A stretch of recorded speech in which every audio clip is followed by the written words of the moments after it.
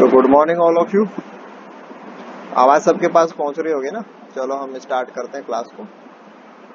तो पिछली जो क्लासेस थी वहां पे हम रेगुलरली जो एबायोटिक फैक्टर्स हैं उनको डिस्कस कर रहे हैं। और अगर हम उनको समराइज करें तो एबायोटिक फैक्टर्स के रूप में हम लोग जैसे वाटर को डिस्कस कर चुके, टेम्परेचर को डिस्कस कर चुके, इसके बाद में हम लाइट को डिस्कस कर चुके, देन आफ्टर हम सॉइल के बारे में जो इश्यूज थे उनको भी डिस्कस कर चुके।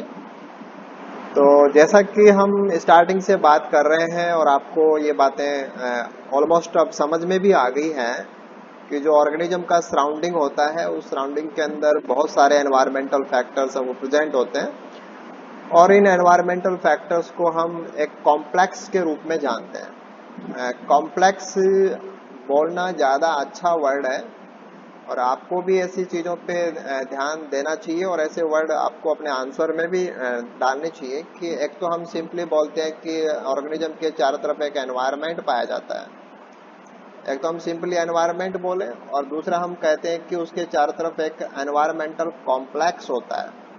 तो ज़्यादा बेटर जो वर्ड है वो हो जाएगा कि उसके चारों तरफ एक एनवायरमेंटल कॉम्प्लेक्स होता है। कॉम्प्लेक्स देखा जाए तो हम जो जटिल चीजें होती हैं उनको कॉम्प्लेक्स बोलते हैं, जिनमें बहुत सारे कंपोनेंट हो, बहुत सारे इंटरेक्शंस चल रहे हो, जिसमें बहुत सारे इधर से उधर कनेक्शंस हो, उन चीजों को हम कॉम्प्लेक्स के रूप में जानते हैं। तो एनवायरनमेंट एक कॉम्प्लेक्स के रूप में पाया जाता है और इस कॉम्प्लेक्स को बनाने में ही ये सारे फैक्टर्स काम करते हैं। जैसा कि हमने जो एबायोटिक फैक्टर्स लिए हैं वो एबायोटिक फैक्टर भी यहीं पे होते हैं, यानी कि चाहे हम टेम्परेचर ले लें, हम रेनफॉल ले लें या हम सॉइल ले लें, हम चाहे कुछ भी ले लें, that all are abiotic factors और वो सभी भी इसी एनवायरमेंटल कॉम्प्लेक्स का हिस्सा है।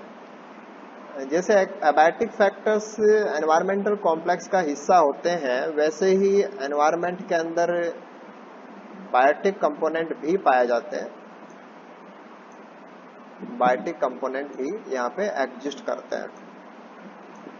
अगर आपको क्लियर ना हो तो मैं आपको दोबारा से बता देता हूँ कि हमारे पास जो वर्ड है जिसको हमने एनवायरनमेंट बोला है, ये एनवायरनमेंट देखा जाए तो ऑर्गेनिज्म के बाहर, एक तो हमारे पास ऑर्गेनिज्म होता है कि जो भी ऑर्गेनिज्म है उस ऑर्गेनिज्म के बाहर, ऑर्गेनिज्म के बाहर को भी हम दो प्रकार से समझ सकते हैं। मान लीजिए कि आपके पास एक यूनिसेलुलर ऑर्गेनिज्म है, कोई एक सेल का ऑर्गेनिज्म है, तो इसकी जो मेम्ब्रेन है, इसकी मेम्ब्रेन से बाहर सब कुछ जो भी है वो इसकी सराउंडिंग होता है। तो अगर जीव एक ही कोशिका का है तो उसकी मेम्ब्रेन या उसकी सेल वॉल से बाहर जो भी है वो उसका एनवायरनमेंट, इससे जो भी आउट है मेम्ब्रेन से बाहर जो भी होगा दैट इज सराउंडिंग। जैसे हमारे घर की दीवार से बाहर जो भी होता है वो सराउंडिंग होती है, वैसे ही यहाँ पे हम ऐसे कह सकते हैं। अगर हमारे पास कोई मल्टी सेलुलर ऑर्गेनिज्म है, जैसे कि मान लीजिए कि आपने एक फिश ले ली, तो ये फिश एक मल्टी सेलुलर ऑर्गेनिज्म है, कॉम्प्लेक्स ऑर्गेनिज्म है। तो यहाँ अपन मेम्ब्रेन नहीं बोलेंगे, यहाँ हम बॉडी सरफेस बोलेंगे, ये इसकी बॉडी सरफेस है। तो सिंगल सेलुलर के लिए उसकी मेम्ब्रेन या उसकी सेल वॉल बाहर की बाउंड्री है। मल्टी सेलुलर या हम हमारी बॉडी की बात करें तो हमारी जो स्किन है, यहाँ पे इसके स्किन कह सकते हैं, स्किन के ऊपर स्कैल्स हो सकते हैं, हम उनकी भी बात कर सकते हैं। तो आउटर मोस्ट बाउंड्री जो होती है दिस इज मेम्ब्रेन, ये भी क्या बाउंड्री है उसकी। और यहाँ पे जो इसकी बॉडी का सबसे बाहर का सरफेस लिया, ये बाउंड्री है। और बाउंड्री से बाहर जो भी होता है, ऑर्गेनिज्म की बाउंड्री से बाहर जो भी होता है वो सब एनवायरनमेंट बनाता है। यानी कि ऑर्गेनिज्म से बाहर एनवायरनमेंट के रूप में जो कुछ है that is totality of things है, टोटलिटी ऑफ थिंग्स, सब कुछ आ जाएगा इसमें, एवरीथिंग, टोटल थिंग्स अपन को लेनी होती है। अब जब हम बात करते हैं कि सभी चीजें आ जाती हैं, तो चीजें तो दो प्रकार की होती हैं कि उसमें ऐसी चीजें भी हो सकती हैं जो नॉन लिविंग है, उनको हमने डिस्कस कर लिया, और ऐसी चीजें भी हो सकती हैं जो लिविंग हैं, तो वो हम एबायोटिक फैक्टर्स के रूप में जानते हैं। तो किसी भी ऑर्गेनिज्म का सराउंडिंग या उसका एनवायरनमेंट बायोटिक एंड एबायोटिक एक कॉम्प्लेक्स है कि उसके अंदर कुछ एबायोटिक चीजें भी होंगी, डेफिनेटली होंगी, क्योंकि ऑर्गेनिज्म जहां भी रहेगा वहां कोई ना कोई प्रकार का आवास होता है, वहां पे बहुत सारे फैक्टर्स हैं, नॉन लिविंग वाले वो भी होंगे और लिविंग वाले फैक्टर हैं ये भी होंगे, और ये सब आपस में कनेक्टेड होते हैं। ये बातें मैंने बहुत बार आपको बता दी है कि एबायोटिक फैक्टर भी आपस में कनेक्टेड होते हैं, कि टेम्परेचर रेनफॉल से कनेक्टेड है, एल्टीट्यूड से कनेक्टेड है, विंड से कनेक्टेड है, और ऐसे ही लिविंग्स के बीच में भी बहुत सारे कनेक्शंस हैं। जैसे हम ट्रॉफिक स्ट्रक्चर्स के वाइज से पढ़ते हैं कि जो हर्बीवोर्स हैं वो कार्निवोर से जुड़े हैं, देन आगे वालों से जुड़े हैं, तो यहाँ के ऑर्गेनिज्म आपस में भी जुड़े होते हैं। तो एबायोटिक फैक्टर्स का भी कॉम्प्लेक्स और बायोटिक का भी कॉम्प्लेक्स। बायोटिक का कॉम्प्लेक्स कैसे डिजाइन होता है और कैसे अरेंज होता है, इसको आप ट्रॉफिक ऑर्गेनाइजेशन में पढ़ चुके हो कि किसी भी इकोसिस्टम के अंदर जो खाद्य श्रृंखलाएं बनती हैं, खाद्य जाल जो बनता है, उसमें अलग अलग पोषक स्तरों के ऊपर जीव अपने आप को कैसे एडजस्ट करते हैं, वो सारा बायोटिक का ताना बाना है। और उस बायोटिक के साथ में आपने डिकम्पोजर्स को भी ऐड कर दिया था, तो आप समझ गए होंगे कि बायोटिक के अंदर बहुत सारी चीजें हैं लेकिन वो कनेक्टेड है। ऐसे एबायोटिक में बहुत सारी चीजें हैं दैट आर ऑल्सो कनेक्टेड, और ये सारी आपस में भी कनेक्टेड है कि एबायोटिक बायोटिक से कनेक्टेड है और ऐसे ही बायोटिक है वो एबायोटिक से कनेक्टेड है। इट मीन्स हम कह पा रहे हैं कि किसी भी ऑर्गेनिज्म की सराउंडिंग के अंदर एबायोटिक फैक्टर भी बहुत सारे होते हैं और ऐसे ही बायोटिक फैक्टर भी कई सारे होते हैं, और ये सारे आपस में इंटरकनेक्टेड होते हैं। इनके बीच में इंटरकनेक्शंस होते हैं कि बायोटिक एबायोटिक के ऊपर प्रभाव डालते हैं और एबायोटिक बायोटिक के ऊपर प्रभाव डालते हैं। तो इन सब से बहुत सारी ऐसी चीजें एबायोटिक और बहुत सारे बायोटिक, और उनके बीच में जो कुछ कॉम्प्लेक्स बन रहा होता है उसी का नाम है एनवायरमेंटल कॉम्प्लेक्स। तो अब हम कह सकते हैं कि ऑर्गेनिज्म के बाहर एनवायरमेंट ना होकर के एक प्रकार का एनवायरमेंटल कॉम्प्लेक्स पाया जाता है। एनवायरमेंटल कॉम्प्लेक्स जैसे अभी जैसे यहाँ पे काफी सारे बच्चे क्लास ले रहे हैं, इवन मैं यहाँ से आपको क्लास दे रहा हूँ, तो आप अपने घर पे हैं, मैं यहाँ कॉलेज में बैठा हूँ, हम लोग आपस में यहाँ पे क्लास के अंदर पार्टिसिपेट कर रहे हैं। आप घर पे बैठे हैं, आपका एनवायरमेंटल कॉम्प्लेक्स अलग प्रकार का है, किसी दूसरे बच्चे का दूसरे प्रकार का है, तीसरे बच्चे का तीसरे प्रकार का है, एंड सो ऑन। यानी कि अगर यहाँ पे 10 बच्चे हैं तो 10 बच्चों का एनवायरमेंट कॉम्प्लेक्स कैसा है, डिफरेंट टाइप का, यानी कि अलग अलग ऑर्गेनिजम्स की सराउंडिंग के अंदर एनवायरमेंटल कॉम्प्लेक्स डिफरेंट प्रकार का होता है।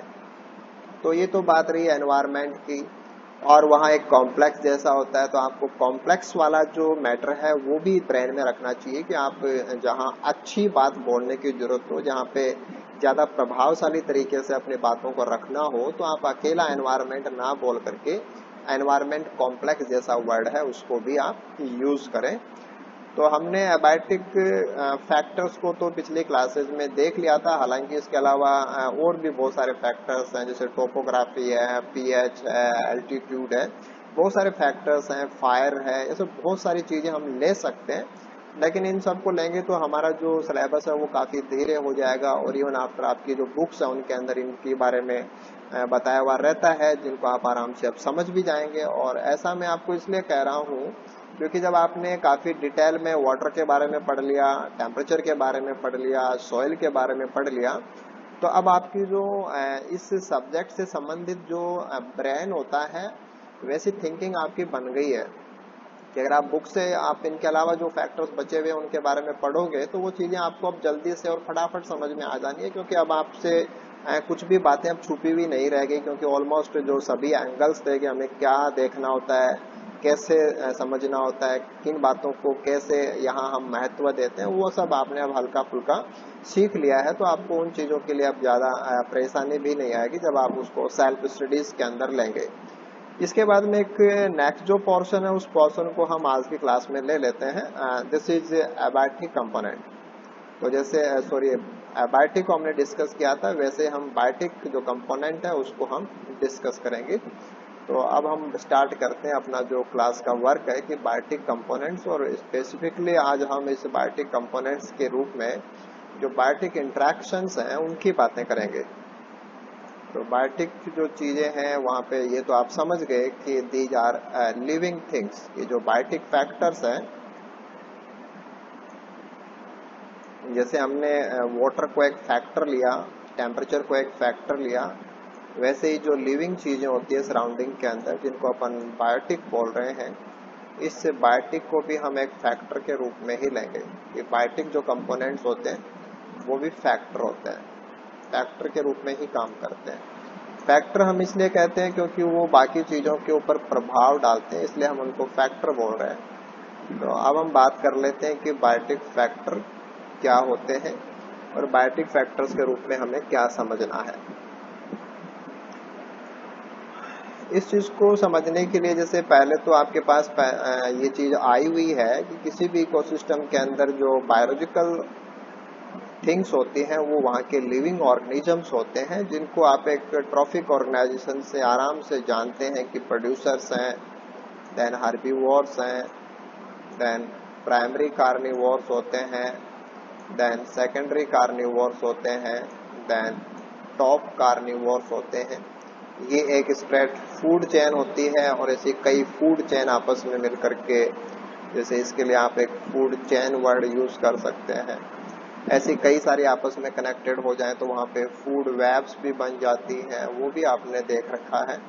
और प्रोड्यूसर से लेकर के टॉप कार्निवोर तक के जो ऑर्गेनिजम्स हैं, इनके साथ में डिकम्पोजर्स का भी कनेक्शन होता है कि जो डिकम्पोजर्स और जो डिट्राइटोवोर्स होते हैं वो डिट्राइटस फूड चेन के रूप में यहाँ पाए जाते हैं और अपना जो इम्पोर्टेंट इकोलॉजिकल फंक्शन है किसी भी इकोसिस्टम के लिए वो सब कर रहे होते हैं। तो देखा जाए तो ये सब इसके अंदर आ गया कि इतना पार्ट ये बायोलॉजिकल कंपोनेंट है किसी भी सिस्टम का, और किसी भी ऑर्गेनिज्म के चारों तरफ इनमें से कोई भी प्रकार के ऑर्गेनिजम्स हैं वो रह सकते हैं। जैसे मान लीजिए कि आप यहाँ से किसी रैट को ले लेते हैं कि आपने यहाँ से किसी चूहे को ले लिया, रैट,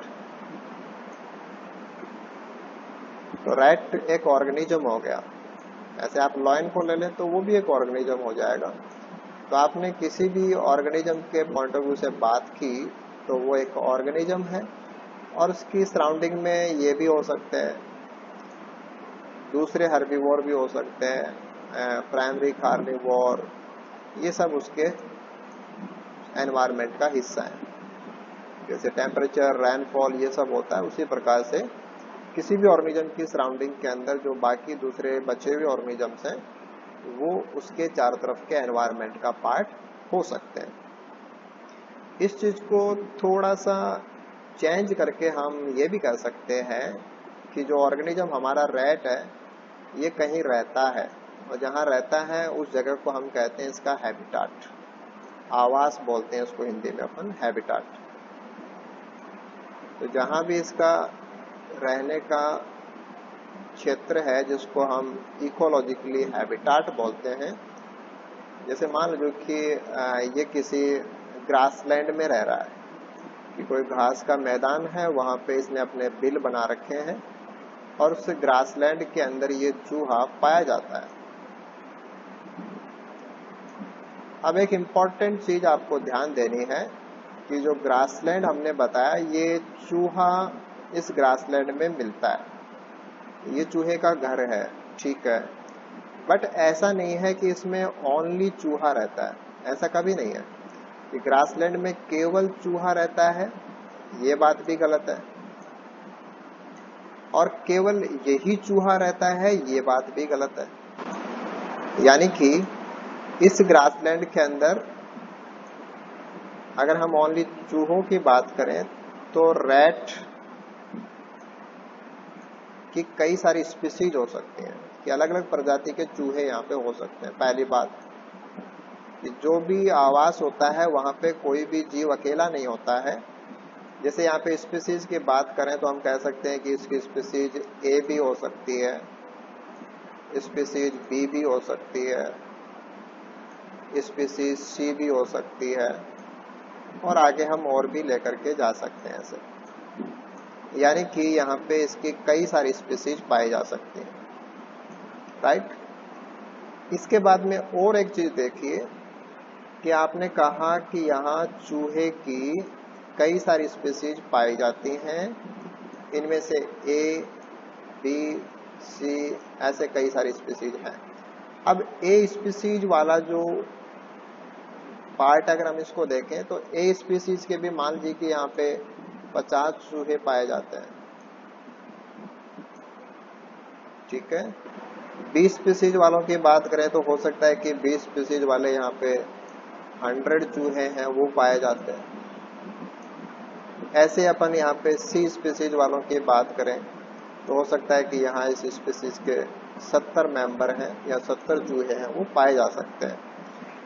तो अब हम एक प्रकार का एक डिसीजन सा दे रहे हैं कि हमारा जो ग्रासलैंड है उस ग्रासलैंड में अगर चूहे की बात करें तो चूहे की भी बहुत सारी स्पीसीज हैं, और किसी स्पीसीज की बात करें तो उसमें भी बहुत सारे नंबर हैं। किसी भी स्पीसीज, जैसे ए स्पीसीज है, ए स्पीसीज के जितने भी चूहे यहाँ पे मिलेंगे, जैसे कि आपने कहा यहाँ पे 50 चूहे हैं, तो दिस इज पॉपुलेशन, इसको हम बोलते हैं पॉपुलेशन। पॉपुलेशन पॉपुलेशन को हिंदी में आप लोग समष्टि बोलते हैं, पॉपुलेशन। तो दिस इज पॉपुलेशन। देखा जाए तो हम कह रहे हैं कि ए स्पीसीज की पॉपुलेशन पाई जाती है, बी की पॉपुलेशन पाई जाती है, सी की पाई जाती है, ऐसे बहुत सारी स्पीसीज, सबकी अपनी अपनी नंबर है और वो नंबर उस स्पीसीज का पॉपुलेशन होता है। तो किसी भी हैबिटाट में किसी भी निश्चित समय पे किसी भी स्पीसीज के जितने भी इंडिविजुअल, जितने भी ऑर्गेनिजम्स हैं, ये मेंबर है, ये इंडिविजुअल है कि इसके 50 लोग पाए जाते हैं, 50 मेंबर पाए जाते हैं, उन सभी इंडिविजुअल्स को सम्मिलित रूप से उस स्पीसीज की उस जगह पर और उस समय पर पॉपुलेशन कहा जाता है। अब मान लो कि आपने ये काउंटिंग की थी फरवरी में, कि फरवरी में आपको वहां पे 50 चूहे मिले थे इस स्पीसीज के, तो ये 50 नंबर जो पॉपुलेशन साइज को हम इकोलॉजी में कैपिटल एन से डिनोट करते हैं। तो पॉपुलेशन साइज इसकी जो 50 हम बता रहे हैं, ये 50 केवल फरवरी में है। अगर आप इसको जून में जाकर के देखेंगे तो हो सकता है कि ये नंबर 65 है। तो 50 को आप फरवरी की पॉपुलेशन बोलेंगे और 65 को हम बोलेंगे जून की पॉपुलेशन, यानी कि एक ही जगह पे एक ही स्पीसीज के जितने भी इंडिविजुअल्स हैं उनका नंबर समय के साथ भी बदलता है और स्थान के साथ भी बदल जाता है। तो निश्चित समय और निश्चित स्थान दोनों चीजें आपको लेनी है। एक स्पीसीज के जितने भी मेंबर होते हैं, एक स्पीसीज के जितने भी मेंबर होते हैं वो सब कहलाते हैं पॉपुलेशन, ठीक है। दूसरी और बात कर लेते हैं कि यहाँ पे चूहा ही नहीं है, यहाँ पे प्लांट भी हैं, ग्रासेज भी हैं, श्रब्स भी हैं, ट्रीज भी हैं, यस।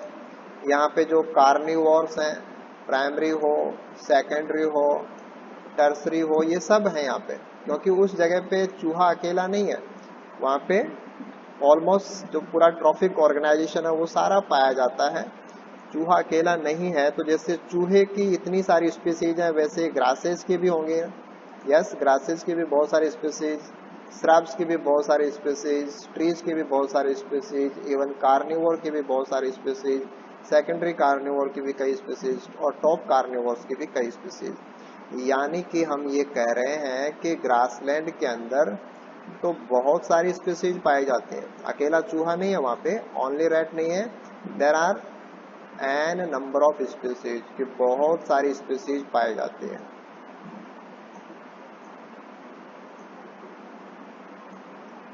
इसके अंदर कुछ स्पीसीज रैट की भी हैं, कुछ ग्रास की भी हैं, कुछ ट्रीज की भी हैं, कुछ कार्निवोर्स की भी हैं, ये सब इसमें आ गया। तो जितनी भी स्पीसीज वहां पाई जाती हैं, टोटलिटी जो होता है, टोटलिटी ऑफ स्पीसीज, अगर आप इन सबको जोड़ दें तो किसी भी एरिया में या किसी भी हैबिटाट में मिलने वाली सभी स्पीसीज की पॉपुलेशन, हर एक स्पीसीज की अपनी पॉपुलेशन है। तो जितनी स्पीसीज, जैसे आपने कहा कि एन नंबर की स्पीसीज है, और प्रत्येक की जो पॉपुलेशन साइज है हम सबको ले लें साथ में, तो वो यहाँ पे एक बड़ा नंबर जो आ जाएगा, दैट इज कम्युनिटी। उसको हम बोलते हैं कम्युनिटी,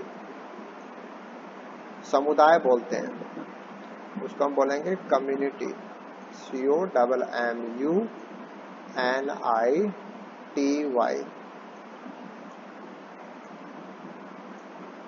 कम्युनिटी। तो ये चीज निकल करके आ रही है कि जीव कहीं ना कहीं पाया जाता है, उसे बोलते हैं उसका हैबिटाट। और उस हैबिटाट में वो अकेला कभी नहीं होता है, अलोन, अकेला चूहा कहीं नहीं मिलेगा। उसके जैसे बहुत सारे चूहे होंगे, यस, उसके जैसे 50 चूहे हैं, और उसके दूसरी स्पीसीज वाले भी यहाँ पे बहुत सारे चूहे हैं। तो पहली बात तो अकेला वो ही नहीं है, फिर अकेले उसके जैसे अकेले बस ये भी नहीं है, उससे मिलते जुलते बहुत सारी और स्पीसीज भी हैं। देन अकेले चूहे ही नहीं, दूसरी चीजें भी बहुत सारी है। तो नेचर के अंदर कभी भी कोई भी ऑर्गेनिज्म अकेला होता ही नहीं है। तो अब हम एक दूसरी बात कह सकते हैं कि अगर हम इन चीजों को देखें तो हम ये कह पाएंगे, या हम ऐसी बातें कह सकते हैं, जैसे हम बात करें तो पहली बात तो ये थी कि ऑर्गेनिज्म सबसे छोटा लेवल है। तो ऑर्गेनिज्म से बड़ा लेवल जो आएगा, दैट इज पॉपुलेशन, कि उसके जैसे उसी स्पीसीज के सारे, दैट इज पॉपुलेशन।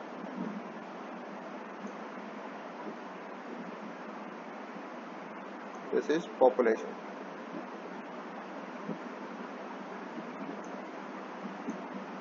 और पॉपुलेशन से बड़ी चीज जो आएगी, दैट इज स्पीसीज।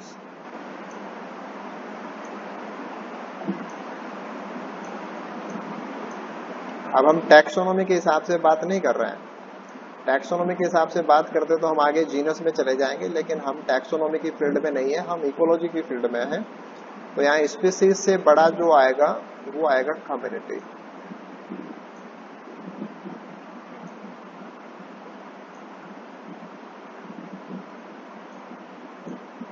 तो अब हम ये कह सकते हैं कि जहां भी कोई पाया जाएगा, जैसे हम कहें कि जितनी भी स्पीसीज हैं वो कम्युनिटी का हिस्सा है, और पॉपुलेशन स्पीसीज का हिस्सा होती है, और ऑर्गेनिज्म अपनी पॉपुलेशन का हिस्सा होता है। तो ये एक प्रकार का ऑर्गेनाइजेशन है। इस पूरे को हम एक ऑर्गेनाइजेशन बोल सकते हैं कि जो जीव हैं वो इस प्रकार से अरेंज होते हैं कि वो किसी न किसी पॉपुलेशन का हिस्सा है, और वो जिस पॉपुलेशन का हिस्सा है वो किसी न किसी स्पीसीज का पार्ट है, और वो स्पीसीज किसी न किसी कम्युनिटी का पार्ट है। तो अब हम यहाँ से देखें तो ऑर्गेनिज्म अकेला है ही नहीं, उसके साथ उसकी पॉपुलेशन भी अकेली नहीं है, ऐसी और भी पॉपुलेशन हो सकती है, ऐसी बहुत सारी स्पीसीज हो सकती हैं, और वो एक कम्युनिटी का पार्ट हो सकती है। और कम्युनिटी भी बाद में आपस में जुड़ करके एक बड़ा एरिया बना देती हैं, लैंडस्केप बन जाता है, फिर बायोस्फीयर बन जाते हैं। तो सब कुछ जुड़ा हुआ रहता है। ये बातें हम शुरू से कर रहे हैं। अब हम इन चीजों को एक दूसरे फॉर्म में लेकर के जाते हैं कि अब तक हमने जो बातें डिस्कस कर ली, उन बातों से हमें दो मेन चीजें समझ में आ रही है। एक तो ये कि कहीं भी कोई अकेला नहीं होता, पॉपुलेशन होती है। जैसे आप किसी जंगल में जाकर के किसी चिड़िया की बात करेंगे तो अकेली चिड़िया नहीं मिलेगी, उस चिड़िया की पॉपुलेशन होती है। और दूसरी बात, वो पॉपुलेशन भी अकेली नहीं होती है, वहां पे ऐसी बहुत सारी पॉपुलेशन मिलकर के कम्युनिटी बनाती है।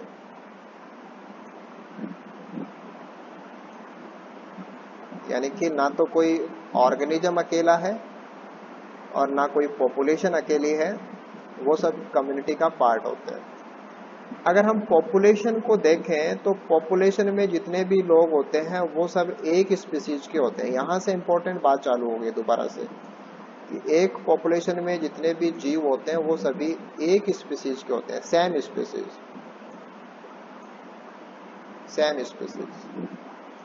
जैसे मान लो कि आपने कहा कि ये स्पीसीज एक्स की पॉपुलेशन है, तो यहाँ पे चाहे वो 50 हो, चाहे 60 हो, चाहे 10 हो, चाहे 5 हो, वो जितने भी हैं वो सारे एक्स स्पीसीज के हैं, तो वो पॉपुलेशन एक्स स्पीसीज की पॉपुलेशन कहलाएगी। यानी कि वो 50, 60, 5, 10 जो भी हमारे पास नंबर है वो एक स्पीसीज के होते हैं।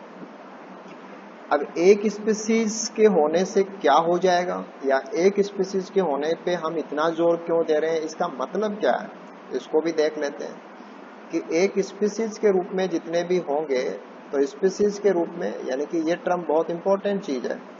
स्पीसीज वर्ड को हम टैक्सोनॉमी में भी यूज करते हैं, यहाँ इकोलॉजी में भी यूज करते हैं, इवोल्यूशन में भी यूज करते हैं, जेनेटिक्स में भी यूज करते हैं, बहुत सारी जगह पे स्पीसीज वर्ड को यूज किया जाता है। और जैसा हमारा सब्जेक्ट होता है उसी के अकॉर्डिंग हम स्पीसीज वर्ड का क्या मतलब होता है उसकी बातें करते हैं। तो यहाँ पे इकोलॉजी के अंदर स्पीसीज का मतलब एक ग्रुप से है, और उस ग्रुप के जो अडेप्टेशंस होते हैं, करेक्टर्स सेम होंगे इनके। तो एक स्पीसीज में वो सारे लोग या वो सारे इंडिविजुअल आते हैं जिनके करेक्टर्स सिमिलर होते हैं। तो जो बाहर से दिखने में या इंटरनल करेक्टर्स को लेकर के हूबहू होते हैं, सेम होते हैं, वो सब एक स्पीसीज में काउंट हो जाएंगे। अब करेक्टर सेम होने से क्या हो गया, या करेक्टर से क्या होता है, करेक्टर से उसके बाह्य लक्षण हो, चाहे आंतरिक लक्षण हो, चाहे कारिकी से जुड़े हुए लक्षण हो, लक्षणों की वजह से इसमें कुछ ना कुछ कैपेबिलिटी होती है, और उन कैपेबिलिटी को हम कहते हैं अडेप्टेशन। यानी कि ऑर्गेनिज्म के जो भी अडेप्टेशन होते हैं, जैसे मछली है, मछली का अडेप्टेशन है कि वो पानी में तैर सकती है। तो पानी में तैर सकने के लिए उसके पास कुछ करैक्टर हैं, जैसे उसके पास पंख हैं, उसकी बॉडी का एक शेप है।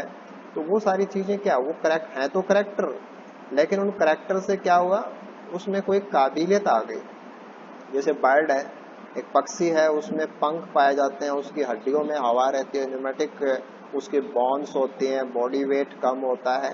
तो ये सारी चीजें हैं तो करेक्टर, लेकिन उससे हो क्या गया, उससे क्या हो जाता है कि उसको कोई ना कोई अडेप्टेशन उसके पास आ जाता है।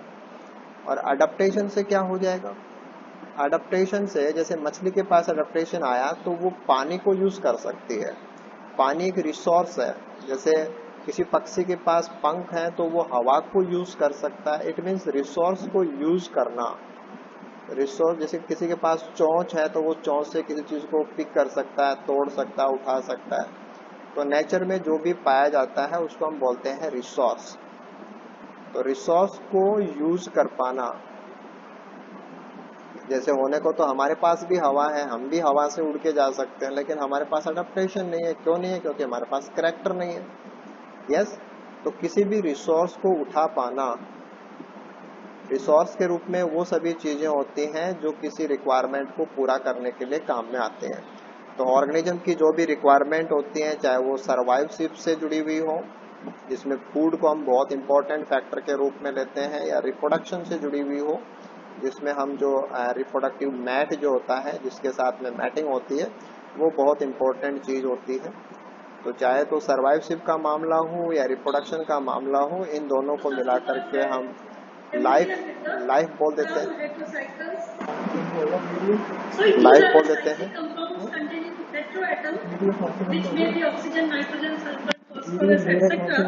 And the green chemistry has improved not only the quality but the quantity of the life, and millions of the heterocyclic compounds have been तो जो synthesized. लाइफ है, उस लाइफ में जो भी नीड होती है, चाहे सर्वाइव को कंप्लीट करने की बात कर लें या रिप्रोडक्शन को पूरा करने की जरूरत हो, तो ऑर्गेनिज्म को कुछ ना कुछ जरूरत होती है, नीड, जरूरत। और उन जरूरत को जिस चीज से पूरा किया जाता है वो होता है रिसोर्स। यानी कि अब हम देख पा रहे हैं कि पॉपुलेशन के अंदर सेम स्पीसीज के हैं सारे के सारे, उनके करैक्टर सेम है, उनके अडेप्टेशन सेम है, तो वो सेम रिसोर्स को उठाएंगे। जो एक जैसे हैं उनकी रिक्वायरमेंट भी एक जैसी होती है, उनकी नीड भी कैसी है, सेम। जिनकी सेम नीड है उनको सेम रिसोर्स की जरूरत पड़ती है। अब कुछ ऐसा ही है कि जैसे किसी घर में 2 बच्चे हैं, पॉपुलेशन के रूप में हमने कह दिया कि वहाँ पे 2 बच्चे हैं, 2 किड्स, और उनके पापा मान लीजिए कि एक पेन लेके आते हैं, उनके पास एक पेन है,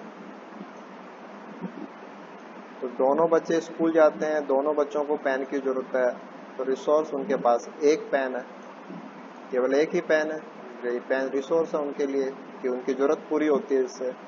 पॉपुलेशन कितनी है, 2 हैं और एक जैसे हैं वो। अगर एक भैंस होती है एक बच्चा होता तो पेन को लेकर के लड़ाई नहीं होती, लेकिन दोनों बच्चे हैं, दोनों स्कूल जाते हैं, तो उनकी रिक्वायरमेंट सेम है, तो दोनों इस पेन के लिए स्ट्रगल करेंगे, दोनों इस पेन के लिए लड़ेंगे। तो जब एक स्पीसीज के लोग आपस में सेम स्पीसीज के लोग जब किसी सेम रिसोर्स के लिए, और उनको सेम क्यों चाहिए, क्योंकि उनकी जरूरत एक जैसी है। उनकी जरूरत एक जैसी क्यों है, क्योंकि उनके एडेप्टेशन एक जैसे हैं, उनके कैरेक्टर एक जैसे हैं, तभी तो वो एक स्पीसीज के हैं। तो एक स्पीसीज के जो भी होंगे वो किसी खास रिसोर्स के लिए आपस में क्या करते हैं, compete करते हैं, आपस में स्ट्रगल करते हैं, और उस स्ट्रगल को हम कहेंगे, एक वर्ड है उसके लिए, this is intra specific competition. Intra specific की स्पीसीज के अंदर अंदर होने वाला, ठीक है, ये बात रही। इसके बाद में दूसरी चीज हम देख लेते हैं कि वहाँ पे अकेली यही स्पीसीज तो नहीं थी, यहाँ पे दूसरी स्पीसीज और भी पाए जाते हैं। यानी कि यहाँ पे स्पीसीज 1 भी पाई जाती है और यहाँ पे स्पीसीज 2 भी पाई जाती है। सपोज ये कोई ग्रासलैंड है और इस ग्रासलैंड में बहुत सारी ग्रासेज लगी हैं, बहुत सारी ग्रासेज लगे हैं।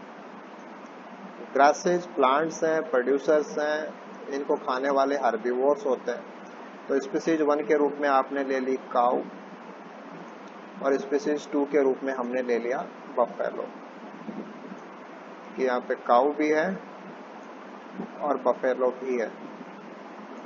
मान लीजिए कि यहाँ पे 100 काऊ है और 80 बफेलोज है।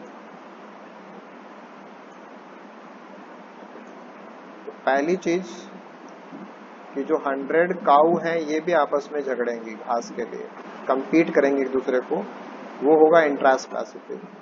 ऐसे ये 80 बफेलो भी आपस में एक दूसरे से ज्यादा खाना लेने के लिए आपस में compete करेंगी, this is again intra specific competition.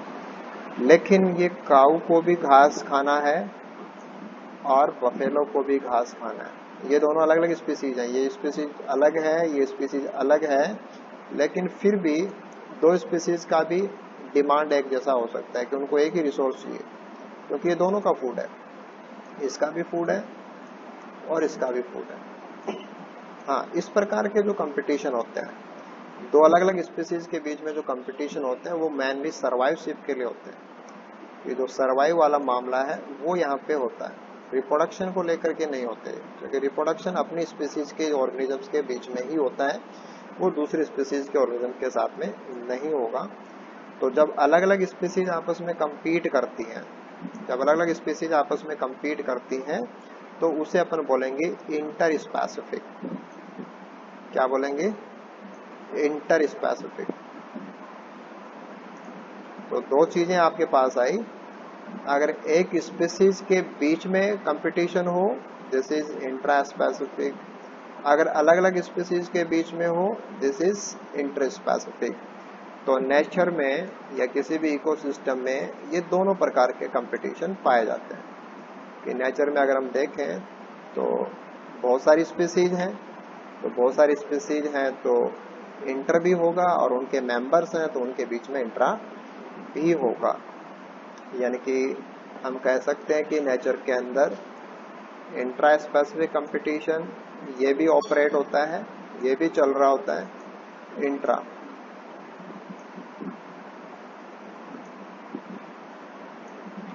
और दूसरा इंटर स्पेसिफिक कंपटीशन है, ये भी चल रहा होता है। ग्लोब का कोई भी ऑर्गेनिज्म इनसे बचा हुआ नहीं है, सभी जीवों को इस प्रकार के जो कंपटीशंस हैं, इंट्रा स्पेसिफिक और इंटर स्पेसिफिक कंपटीशंस, इनको फेस करना होता है, इनको फेस करना होता है कंपटीशंस। तो अब हम कुछ और एक्स्ट्रा बातें करते हैं जहाँ पे हमें कंपटीशन के अलावा जो दूसरी और चीजें हैं वो भी हमें साथ में जोड़नी है, जो हमारी बायोटिक इंटरेक्शंस का पार्ट बन जाएंगी। तो अब हम उनको एक बार ऐड कर लेते हैं ताकि हम उसको साथ में देख पाएंगे।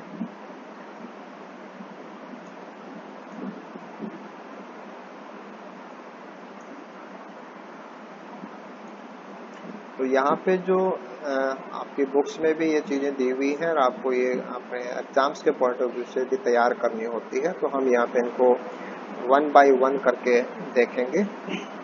तो ये सारा एक्चुअल में हमें दे रखा है इंटर स्पेसिफिक कंपटीशन। इंट्रा में तो क्या होता है कि स्पीसीज के अंदर अंदर का होता है, वो तो एक स्पीसीज के लोगों के बीच में होता है, एक स्पीसीज के जीवों के बीच में होता है।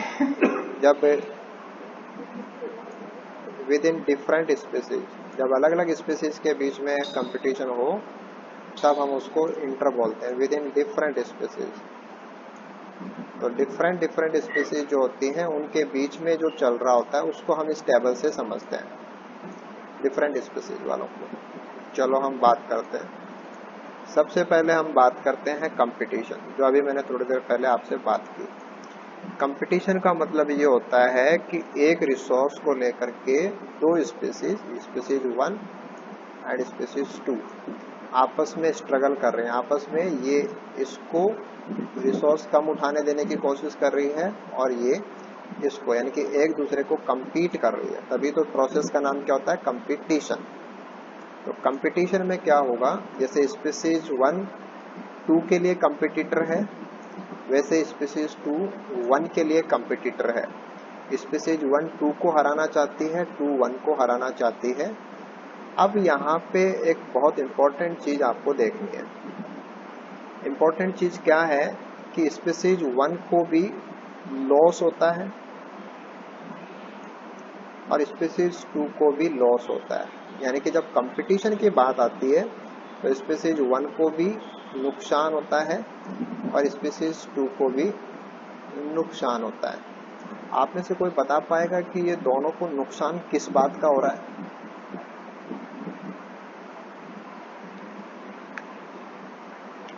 यहाँ उस ग्रासलैंड में गाय भी है और भैंस भी है, तो गाय को भी नुकसान हो रहा है, गाय वाले स्पीसीज को भी, और बफेलो वाले स्पीसीज को भी लॉस हो रहा है। तो किस बात का लॉस हो रहा है और आप इस लॉस को कैसे देख पा रहे हैं? आप में से कोई बता पाएगा कि ये कैसा लॉस है?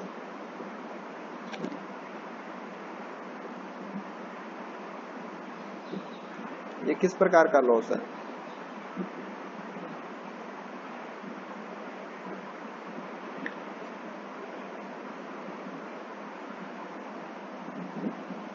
अगर आप नहीं समझ रहे आप बोलिए। सर हो सकता है दोनों स्पीसीज नष्ट हो जाए। दोनों स्पीसीज नष्ट हो जाएं? क्यों क्यों नष्ट हो जाए? सेम रिसोर्सेज है ना उनके, तो नष्ट हो जाएंगी। हाँ हो सकता है नष्ट हो जाए दोनों। तो फिर बायोडाइवर्सिटी कहाँ से आएगी? तो झगड़ा करेंगे तो नुकसान क्या, सींग टूट जाएंगे? सींग टूट जाएंगे दोनों के? किस बात का नुकसान हो रहा है? जो नुकसान हो रहा है वो आपको कहाँ दिख रहा है? हाँ बोलो बेटा।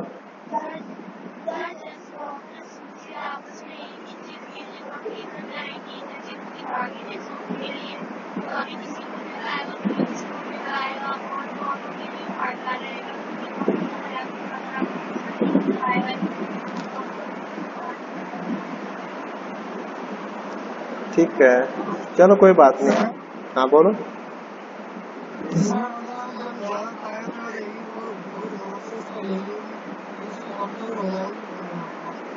तो एक को प्लस और एक को माइनस कर दूं, ताकतवर को प्लस कर दूं,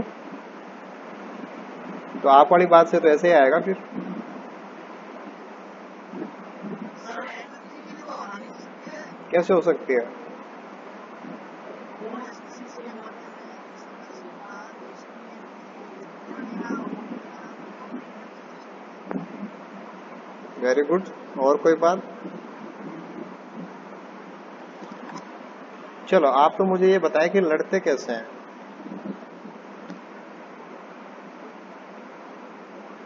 जब दो ऑर्गेनिज्म आपस में लड़ते हैं, जैसे दो भाई बहन आपस में लड़ते हैं, तो कैसे लड़ते हैं? लड़ते समय क्या होता है? लड़ाई कैसे की जाती है?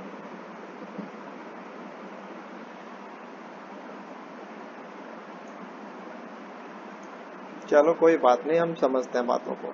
ठीक है, समझते हैं बातों को। देखो यहाँ पे मैंने एक हिरण ले लिया, डियर। ठीक है, ये एक रिसोर्स है। किसके लिए? इधर एक लॉयन है और इधर एक टाइगर है।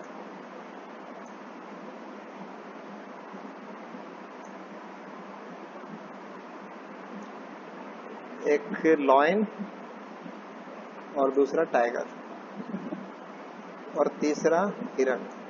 ये इसका फूड है, दोनों का फूड है। तो बेचारा, इसका तो ट्रॉफिक ऑर्गेनाइजेशन इसी प्रकार का है कि ये तो दोनों के लिए खाना है, दोनों के लिए ओपन है कि इसको तो चाहे तो लॉयन भी खा सकता है और चाहे तो इसको टाइगर भी खा सकता है। इसे तो दोनों से ही बचना है। इसको भी रोकना पड़ेगा, बचाव करना पड़ेगा, और इसको भी रोकना पड़ेगा, तभी ये सरवाइव कर पाएगा। वरना तो ये सरवाइव नहीं कर सकता और ना ये रिप्रोड्यूस कर सकता है। इसे तो दोनों से बचना है।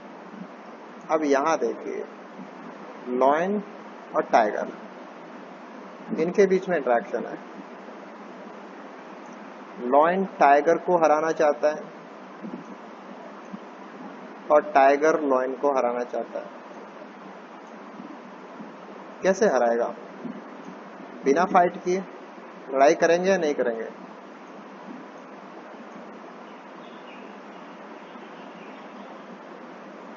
फाइट करेंगे। फाइट करेंगे तो बहुत कुछ होना है। जब फाइट करेंगे तो पहला इंपॉर्टेंट चीज, सबसे इंपॉर्टेंट चीज, जब लड़ेंगे तो जो काम था वो काम तो बंद हो जाएगा। काम क्या था? शिकार करना, प्रेडेशन, वो तो बंद है।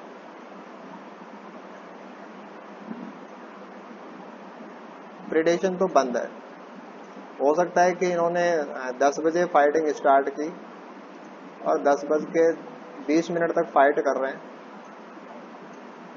मीनवाइल हमारा ये तो गया, इसने तो अपने आप को बचा लिया, है तो यहां से भाग गया, आउट। आप यहां से ये समझिए कि जब ये वाला काम हो रहा है तो ये वाला काम नहीं हो रहा है। एक बार में एक ही काम होता है।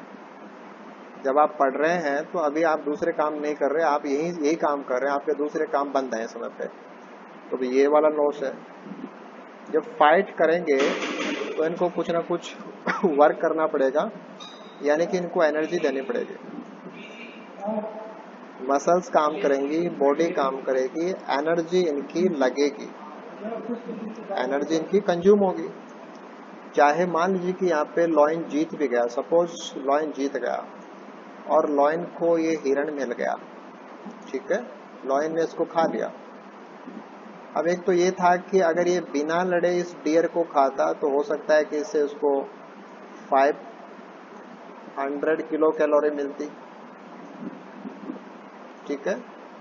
अब इसने लड़ाई करके इसको खाया है, जीता है, फाइट की है, फाइट में हराया है, फिर खाया है, तो इसकी कुछ ऊर्जा तो फाइटिंग में चलेगी। मान लो कि इसने फाइटिंग में 150 किलो कैलोरी एनर्जी लगा दी, तो अब इसको खाने से क्या हुआ? इसमें से माइनस कर दो आप, 350 ही मिला इसको। तो अगर ये बिना फाइट के खाता तो इसे 500 किलो कैलोरी इसकी थी, लेकिन फाइटिंग के चक्कर में क्या हुआ, इसको जो नेट जो प्रॉफिट होना चाहिए था वो कम हो गया। अगर ये हार गया तो ऑब्वियसली इसके पास जो था उससे भी कम एनर्जी बचेगी। तो बहुत सारे एस्पेक्ट हैं, बहुत सारी ऐसी चीजें हैं जिनसे हम इन बातों को समझा सकते हैं कि कंपटीशन के अंदर किसी को भी फायदा नहीं होता है। नेचर एक बहुत शानदार एग्जाम्पल दे रहा है, आप लोगों को समझ आना चाहिए कि जीवन के हर क्षेत्र में, चाहे वो कितना भी छोटा काम हो, बड़ा काम हो, कैसा भी वो हो, अगर आपको कंपटीशन करना पड़ रहा है तो कंपटीशन में ना तो आपको फायदा है ना सामने वाले को फायदा, यानी कि दोनों जीवों को कंपटीशन में क्या होता है, कुछ ना कुछ लॉस होता है। इसके बाद में हम एक दूसरी चीज को देख लेते हैं, दिस इज प्रिडेशन। प्रिडेशन बोलते हैं भक्षण को। भक्षण का मतलब होता है जैसे लॉयन इस हिरण को खा जाएगा, इसका प्रिडेशन करता है, शिकार करता है, इसको खा जाएगा। एक सांप है वो एक चूहे को खा जाता है। यहाँ पे लॉयन टाइगर को खाता नहीं है, उसको नुकसान पहुंचा सकता है, क्योंकि दोनों की ताकत बराबर है, इसलिए उसको खा नहीं सकता वो। इसको कुछ लॉस कर सकता है, फाइट कर सकता है, इसका कोई बॉडी पार्ट टूट सकता है, वो अलग बातें हैं। लेकिन प्रेडेशन में ऐसा नहीं। चूहा और जब सांप आपस में इनका इंटरेक्शन होगा तो वहां पे भक्षण होगा। ऐसे यहाँ पे अगर आपने मेंढक और बटरफ्लाई ली तो वहां प्रेडेशन होगा। एक खाने वाला है, खाने वाले को हम बोलते हैं जो बड़ा है साइज में। खाने वाला हमेशा साइज में बड़ा होता है। मेंढक हमेशा तितली से बड़ा है, शेर हमेशा हिरण से बड़ा है। ये चीज आपको ध्यान रखनी है कि प्रेडेशन में जो भक्षक होता है उसको प्रेडेटर बोलते हैं, और उसको क्या मिलता है, खाना मिल जाता है, क्योंकि वो छोटे वाले को खा जाएगा। जैसे चूहे को सांप खा जाएगा तो यहाँ पे स्नैक प्रेडेटर है, और स्नैक को चूहा मिल गया तो खाना मिल गया, और खाना मिल गया तो उसने क्या हो गया उसके पास, प्लस। और इधर रैट है बेचारा, चूहे के पास एक ही ऑप्शन था, उससे बचना। अगर वो बच गया तो अच्छी बात है, नहीं बचा तो क्या हुआ, उसको प्रे बना लिया गया है, उसको भोजन बना लिया गया है, और उसकी बॉडी कंज्यूम कर ली गई है, उसको लॉस हो गया। तो एक ऐसा इंटरेक्शन भी होता है, यहाँ पर भी इंटरेक्शन है। यहाँ पे टाइगर और लॉयन आपस में इंटरेक्ट कर रहे थे कंपटीशन वाले मामले में, लेकिन यहाँ पे कोई मरता नहीं है, किसी की डेथ नहीं है, प्रेडेटर जैसा नहीं है, प्रे जैसा नहीं है, क्योंकि बॉडी साइज बराबर है। और यहाँ बॉडी साइज का डिफरेंस आ गया कि एक बहुत बड़ा है प्रेडेटर, उसको फायदा होता है, और एक बहुत छोटा है वो प्रे, उसको लॉस होता है। हाँ, अब यहाँ पे दूसरी चीज और देखिए, हो सकता है कि ये टाइगर और लॉयन पिछले 5 घंटे से लड़ रहे हैं, 5 आवर हो गए इनको लड़ते हुए, 5 घंटे से इनके बीच में फाइटिंग चल रही है। फाइटिंग का मतलब इंटरेक्शन है, वो एक का दूसरे से कुछ लेना देना चल रहा है, दिस इज इंटरेक्शन। तो इंटरेक्शन एक लंबे समय तक हो सकती है, लेकिन एक सांप का चूहे के साथ इंटरेक्शन कुछ सेकंड्स का है, ओनली फ्यू सेकंड्स। तो प्रेडेशन में इंटरेक्शन होता है, 2 अलग अलग स्पीसीज के जीव साथ आते हैं, लेकिन वो मामला केवल छोटे से टाइम का होता है कि कुछ ही टाइम के अंदर ये इंटरेक्शन पूरी हो जाती है, और जिसको जो मिलना है, प्रेडेटर को फायदा होना है, प्रे को नुकसान होना है, और वो हो जाता है। तीसरी चीज हम देखते हैं म्यूचुअलिज्म। ये एक सिंसियरिटी है, ये एक अच्छा लेवल है कि कंपटीशन में दोनों को लॉस हो जाता है। जब एक बड़ा छोटा है तो वहाँ पे एक बड़े वाला छोटे वाले को कंज्यूम कर सकता है। लेकिन म्यूचुअलिज्म में क्या होता है कि एक दूसरे के पूरक बन जाते हैं, एक दूसरे का साथ देते हैं। यानी कि यहाँ पे ना तो कंपटीटर है कोई, ना प्रे है, ना प्रेडेटर है, ये आपस में पार्टनर होते हैं, एक दूसरे की हेल्प करते हैं। जैसे आपने लाइकेन का एग्जाम्पल ले लिया, यहाँ पे आप लाइकेन का एग्जाम्पल आराम से ले सकते हैं कि लाइकेन का अगर हम एग्जाम्पल लें तो लाइकेन में दो प्रकार की स्पीसीज हैं, एक कुछ एल्गी है और दूसरे फंजाई है। एल्गी लाइकेन में एक पार्टनर का रोल प्ले करता है कि वो फंजाई का पार्टनर है, ऐसे ही फंजाई एल्गी का पार्टनर है, वो आपस में पार्टनर है। अब पार्टनर बनने से फायदा क्या हो रहा है, एल्गी को भी फायदा होता है, एल्गी को फायदा होता है, और दूसरी साइड में फंजाई को भी फायदा होता है। यानी कि म्यूचुअलिज्म के अंदर क्या हो रहा है कि दोनों स्पीसीज 1 एंड स्पीसीज 2, दोनों स्पीसीज के मेंबर्स को प्लस है, दोनों के पास प्लस, इट मीन्स दोनों प्रॉफिट में जाते हैं। तो कंपटीशन का जस्ट रिवर्स है, कंपटीशन एक प्रकार की बेवकूफ़ी जैसा लगता है और म्यूचुअलिज्म एक प्रकार की समझदारी जैसा लगता है कि कंपटीशन में किसी को फायदा नहीं है और म्यूचुअलिज्म में सबको फायदा होता है। तो एक एक्सट्रीम कंडीशन है, आपस में जो रिश्ता है उस रिश्ते को दोनों को फायदा पहुंचाने वाले तरीके में कन्वर्ट करने का एक प्रकार का इंटरेक्शन है, जिसमें दोनों स्पीसीज, दोनों जो पार्टनर स्पीसीज होते हैं उन दोनों को फायदा होता है, प्रॉफिट में रहते हैं। ठीक है, इसके बाद में एक तीसरी चीज और नेक्स्ट चीज और देखते हैं, दिस इज कॉमनसेलिज्म। कॉमनसेलिज्म को आप ऐसे समझिए कि जैसे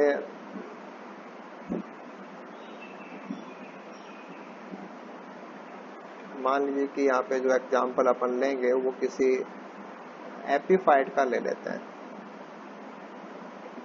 हालांकि आप एपीफाइट के अलावा किसी लाइना का एग्जाम्पल भी यहाँ पे ले सकते हैं, वो आप अपनी सहूलियत से डिजाइन कर सकते हैं। एपीफाइट्स के रूप में जैसे हम जो आपके एपीफिटिक प्लांट्स हैं उनको हम एक बार एग्जाम्पल के रूप में लेके देख लेंगे। जैसे मान लो कि ये ट्रॉपिकल फॉरेस्ट है, कि ट्रॉपिकल रेन फॉरेस्ट, और यहाँ पे जो पेड़ों की शाखाएं होती हैं, इन पेड़ों के पास बहुत सारी शाखाएं हैं, काफी बड़े ट्रीज हैं, और इन बड़े ट्रीज की शाखाओं के ऊपर जो एपीफिटिक प्लांट्स हैं ये पाए जाते हैं।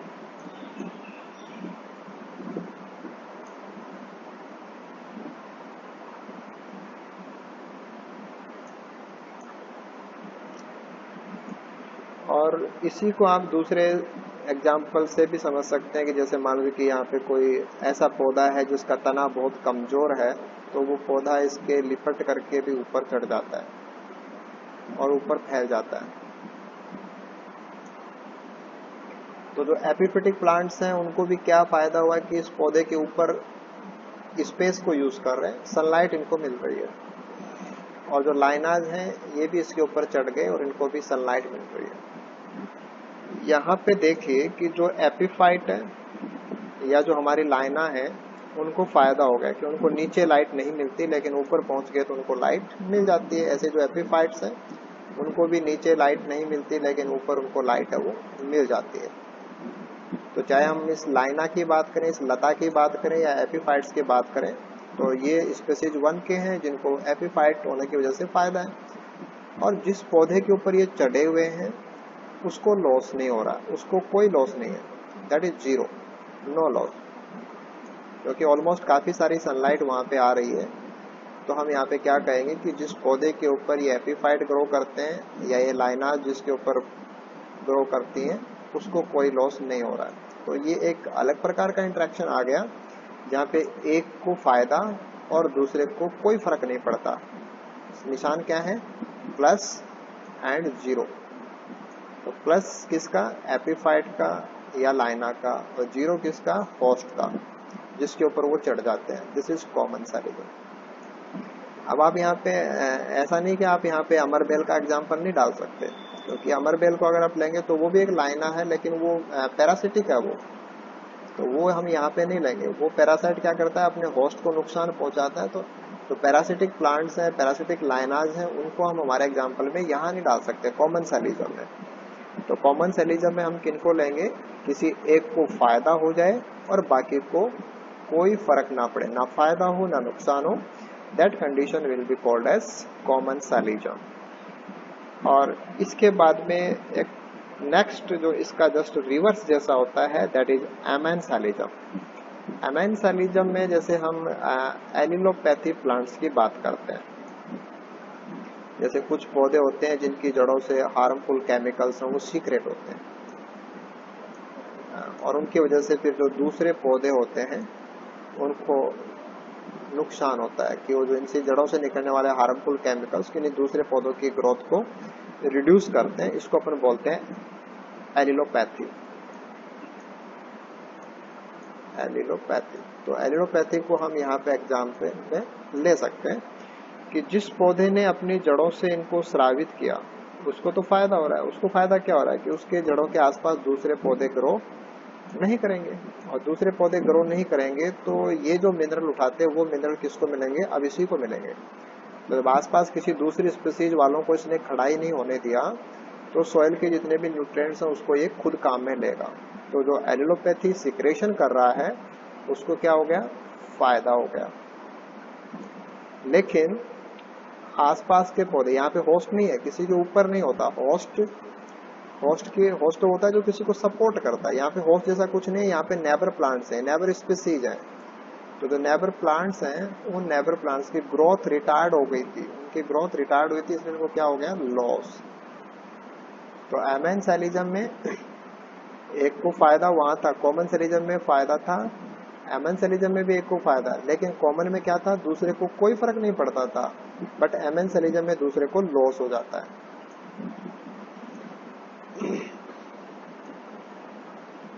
तो एमेनसेलिज्म का जो सिंबल हमारे पास आएगा वो हम कह सकते हैं कि this is plus and minus.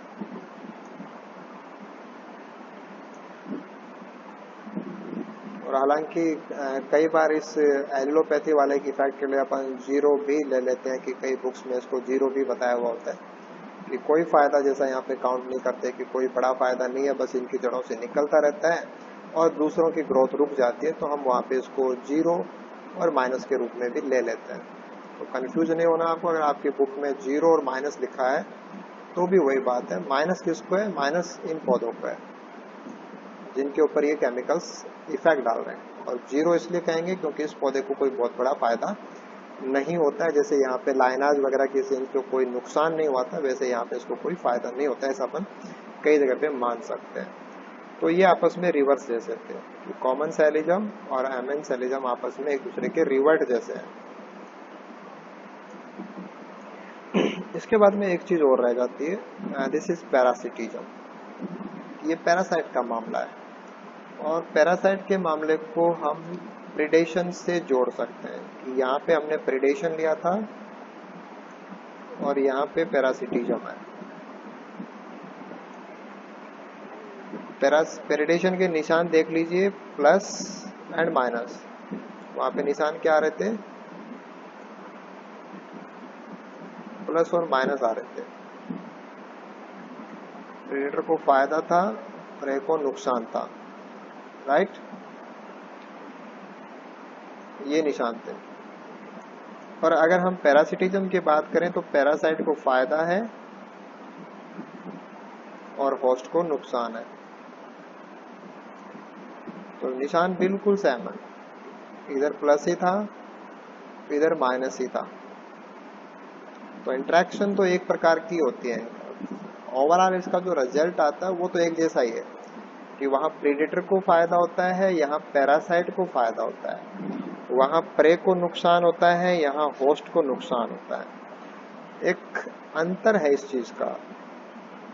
जैसे मान लो कि आपकी स्किन के ऊपर कोई इंसेक्ट है, जैसे मान लो कि कोई जू लगी है, तो वो हमारे ऊपर पैरासाइट है और हम उसके होस्ट हैं।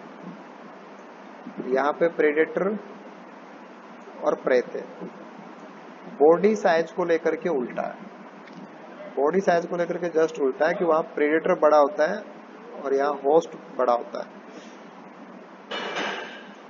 वहां प्रे छोटा होता है, जिसको खाया जाता है वो छोटा होता है, और यहाँ खाने वाला छोटा होता है। तो बॉडी साइज को लेकर के बहुत बड़ा रिवर्स है मामला, बिल्कुल से अंतर है। प्रेडेटर हमेशा साइज में अपने प्रे से बहुत बड़ा होता है, पैरासाइट अपने होस्ट से बहुत छोटा होता है।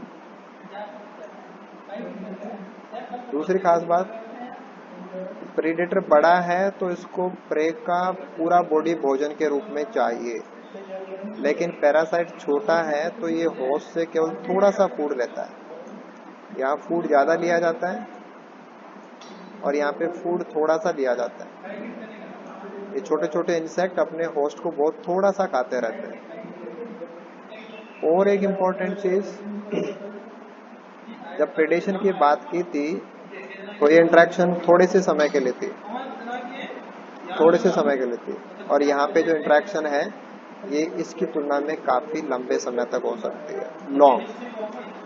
कि कई घंटों की इंटरेक्शन हो सकती है, कई दिनों की इंटरेक्शन हो सकती है, कई महीनों तक ये अपने होस्ट के ऊपर जिंदा रह सकता है, और इवन इसकी कई पीढ़ियां भी अपने होस्ट के ऊपर रह सकती है। तो टाइम को लेकर के ये बहुत छोटा है, ये टाइम को लेकर के बहुत लंबा इंटरेक्शन है। यहाँ जिसको फायदा होता है उसका बॉडी साइज बड़ा, यहाँ जिसको फायदा होता है उसकी बॉडी साइज छोटी, यहाँ जिसको लॉस होता है उसकी बॉडी साइज छोटी, यहाँ जिसको लॉस होता है उसकी बॉडी साइज बड़ी होती है।